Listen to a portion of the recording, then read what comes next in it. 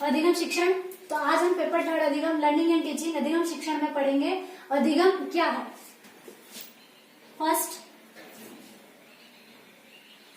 जो हमारा प्रकरण रहेगा वो है अधिगम। पेपर का नाम ही अधिगम है, तो सबसे पहले हम अधिगम का अर्थ समझेंगे कि अधिगम है क्या। तो अधिगम सीखने एवं सिखाने की प्रक्रिया है। तो अधिगम का सामान्य रूप से अर्थ सीखना है। बालक होता है या व्यक्ति होता है, वो जन्म से लेकर मृत्यु तक निरंतर सीखता रहता है। सीखना किसी भी प्रकार से हो सकता है, जरूरी नहीं है कि अधिगम शिक्षण के द्वारा ही हो। अनपढ़ व्यक्ति या कम पढ़ा हुआ व्यक्ति भी अधिगम कर सकता है, और अधिगम हम किसी भी रूप में कर सकते हैं, किसी भी वे में कर सकते हैं। तो अधिगम का सामान्य अर्थ यह है। अब होता है कि अधिगम को प्रभावित करने वाले कारक कौन कौन से हैं। तो फर्स्ट ऑफ अधिगम का अर्थ है सीखना।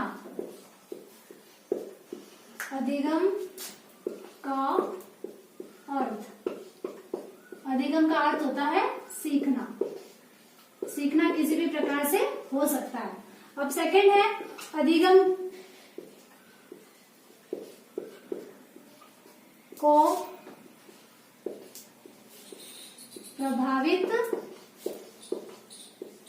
करने वाले कारक।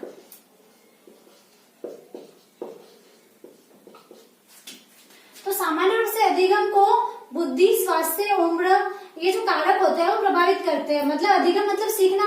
अगर एक व्यक्ति का स्वास्थ्य ही सही नहीं है तो किसी भी चीज का अधिगम नहीं कर सकता। ऐसे एग्जांपल, जैसे आपकी क्लास में किसी बच्चे का बहुत ज्यादा हेडेक हो रहा है, बहुत ज्यादा तेज उसको फीवर है, तो आप उसको जबरदस्ती क्लास में बिठा कर रखेंगे तो वो अधिगम नहीं कर सकता, क्योंकि वह बॉडी से तो यहाँ पर प्रेजेंट है लेकिन जो उसका दिमाग है वो कहीं और है, क्योंकि वो खुद अस्वस्थ है। इसीलिए सीखने को बुद्धि, स्वास्थ्य व उम्र प्रभावित करता है। जैसे प्रत्येक व्यक्ति की बुद्धि लब्धि समान नहीं होती, जैसे बुद्धि लब्धि अलग अलग होती है, जड़ बुद्धि, मूढ़ बुद्धि, मूर्ख बुद्धि, तीव्र बुद्धि आदि अनेक प्रकार की बुद्धियां होती है। तो प्रत्येक व्यक्ति के सीखने का लेवल अलग अलग होता है। अब हम पढ़ेंगे जो हमारा मेन इंपॉर्टेंट टॉपिक है, थॉर्नडाइक का सिद्धांत। थॉर्नडाइक का सिद्धांत। थॉर्नडाइक एक मनोवैज्ञानिक थे जिन्होंने अपना सिद्धांत भूखी बिल्ली पे किया था। थॉर्नडाइक का सिद्धांत प्रयोग किया था बिल्ली पे।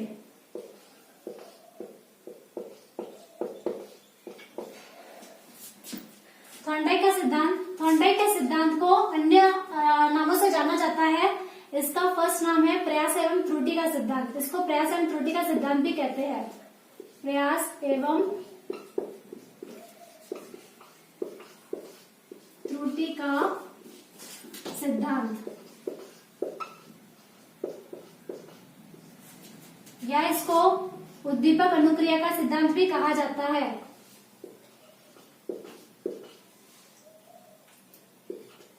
उद्दीपक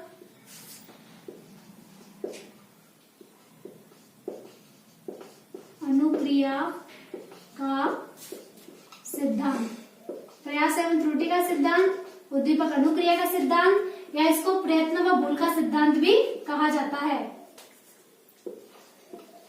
प्रयत्न व भूल का सिद्धांत। जो थॉर्नडाइक का सिद्धांत है उसको अन्य अलग अलग नामों से जाना जाता है। फर्स्ट ऑफ है प्रयास व त्रुटि का सिद्धांत, उद्दीपक अनुक्रिया का सिद्धांत व प्रयत्न व भूल का सिद्धांत। तो जो थॉर्नडाइक मनोवैज्ञानिक महाशय थे, उन्होंने अपना प्रयोग भूखी बिल्ली पे किया था। सबसे पहले उन्होंने एक बिल्ली ली, उसको पिंजरे में बंद कर दिया। ये जैसे मान लीजिए ये पिंजरा है, ये तो है पिंजरा, इसमें भूखी बिल्ली को बंद कर दिया। जैसे ये डॉट है, इसको मान लीजिए ये बिल्ली है, भूखी बिल्ली।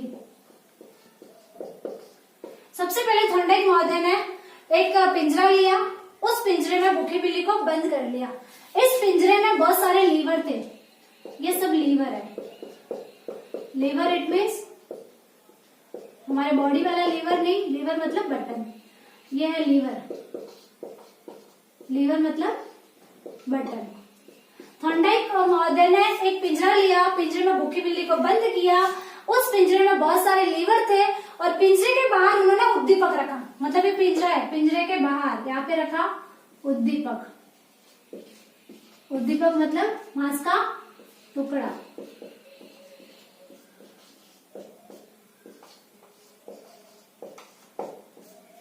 थॉर्नडाइक महोदय ने सबसे पहले पिंजरा लिया, पिंजरे में भूखी बिल्ली को डाला, पिंजरे में बहुत सारे लीवर थे और पिंजरे के बाहर उन्होंने मांस का टुकड़ा उद्दीपक रखा।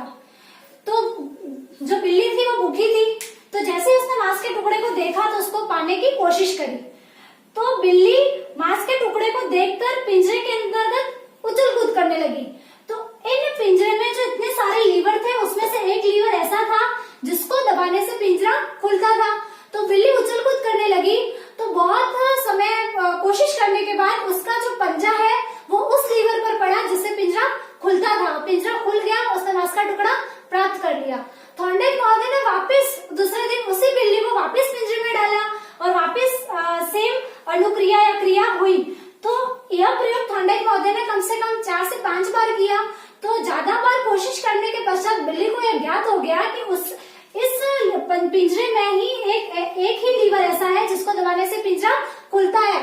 तो जब उसने 4-5 बार कोशिश करी, फिर वापस बिल्ली को पिंजरे में डाला। तो जैसे ही बिल्ली को पिंजरे में डाला, बिल्ली ने झट से उसी लीवर पर अपना पंजा रखा जिससे पिंजरा खुलता था और उसको पिंजरा खुल गया और उसको भोजन की प्राप्ति हो गई।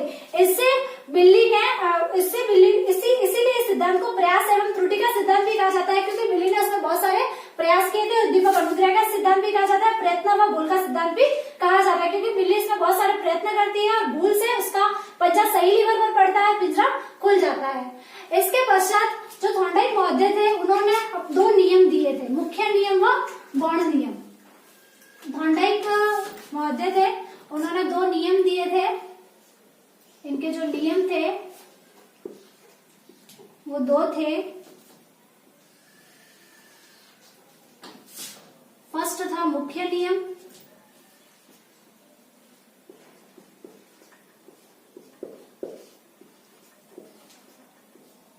सेकंड था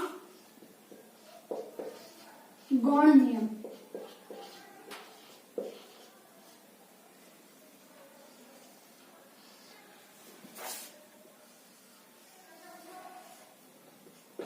फर्स्ट था मुख्य नियम और सेकंड था गौण नियम। मुख्य नियम को इन्होंने 3 भागों में बांटा था। जो ये मुख्य नियम था उसको 3 भागों में बांटा था। पहला था तत्परता का नियम, तत्परता का नियम। सेकंड तत्परता का नियम, अभ्यास का नियम, अभ्यास का नियम। और थर्ड था प्रभाव का नियम, प्रभाव का नियम। थॉर्नडाइक महोदय ने मुख्य नियम को 3 भागों में बांटा था, तत्परता का नियम, अभ्यास का नियम और प्रभाव का नियम। अभ्यास के नियम को 2 भागों में बांटा था, उपयोग का नियम, उपयोग, और दूसरा अनुपयोग।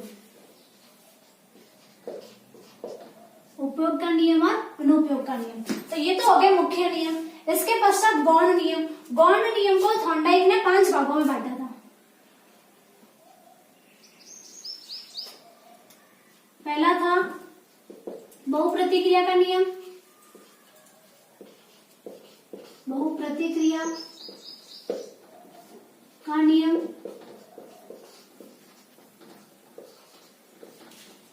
दूसरा बहुप्रतिक्रिया का नियम, आंशिक क्रिया का नियम, आंशिक क्रिया का नियम। तीसरा मानसिक विन्यास का नियम,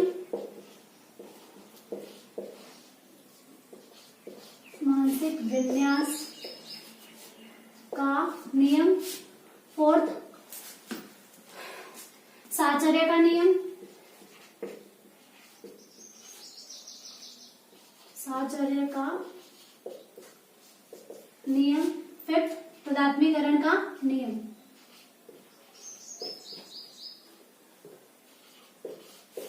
तदात्मीकरण का नियम। जो थॉर्नडाइक महोदय थे उन्होंने अपने नियम को दो भागों में बांटा था, मुख्य नियम व गौण नियम। मुख्य नियम में मुख्य रूप से 3 नियम थे, तत्परता का नियम, अभ्यास का नियम व प्रभाव का नियम। अभ्यास के नियम को दो भागों में बांटा था, उपयोग का नियम व अनुप्रयोग का नियम। इसी के साथ गौण नियम जिसको 5 भागों में बांटा था, बहुप्रतिक्रिया का नियम, आंशिक क्रिया का नियम, मानसिक विन्यास का नियम, साहचर्य का नियम और तदात्मीकरण का नियम। माय डियर स्टूडेंट, आज का हमारा जो थॉर्नडाइक का सिद्धांत था वो यहीं पे समाप्त होता है। धन्यवाद।